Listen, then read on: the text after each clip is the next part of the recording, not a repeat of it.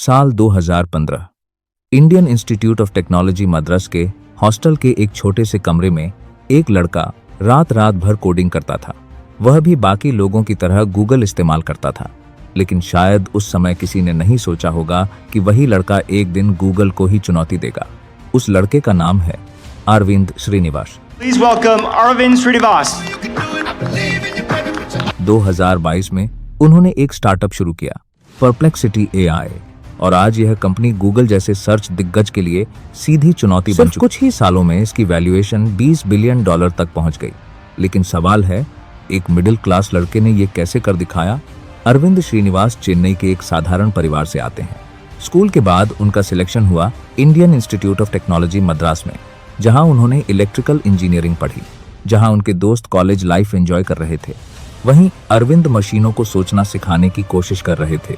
मजेदार बात यह है कि उन्हें उस समय मशीन लर्निंग का मतलब भी ठीक से नहीं पता था।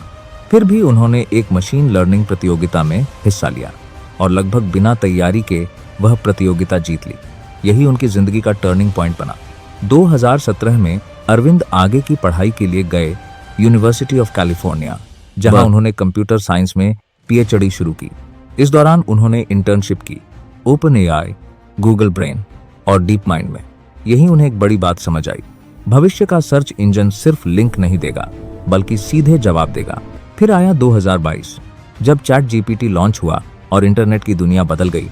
लेकिन एक समस्या थी, ChatGPT जवाब तो देता था, लेकिन रियल टाइम डेटा और सोर्सेस नहीं दिखाता था।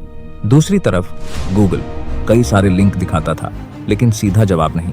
यानी बीच में एक बड़ा गैप था। गैप को भरने के लिए जन्म हुआ परप्लेक्सिटी AI का, एक ऐसा आई जो इंटरनेट से रियल टाइम जानकारी लाता है, उसे छोटे और साफ जवाब में बदलता है और हर जानकारी के साथ सोर्स भी दिखाता है।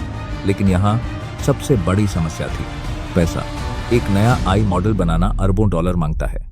तब अरविंद ने एक स्मार्ट फैसला लिया। खुद का मॉडल बनाने के बजाय उन्होंने दुनिया के बेहतरीन आई मॉडल्स को एक साथ जोड़ दिया, जैसे GPT-4, जेमिनी और llama। इससे परप्लेक्सिटी एक AI एग्रीगेटर बन गया, जो कई मॉडल्स की ताकत को एक जगह इस्तेमाल करता है।